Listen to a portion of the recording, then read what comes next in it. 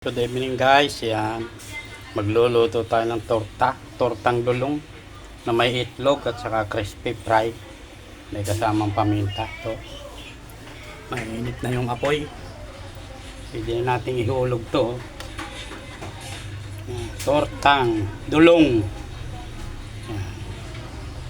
Sarap yan guys, tortang dulong. Pirahin na natin yan. Try na natin to. Ayan. Kumukulo na guys. Ayan. Next. Ayan. Dalawa ang kumasya guys. Ayan. Ito natin tatlo. Ayan. Wabi.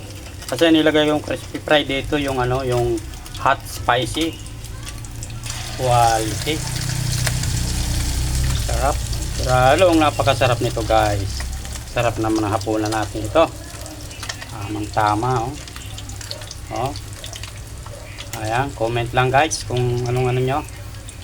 Kung masarap ba ito, hindi. Kasi crispy ito eh. Tapos hot spicy. Napakaswabe. Dulong. Yan, dulong.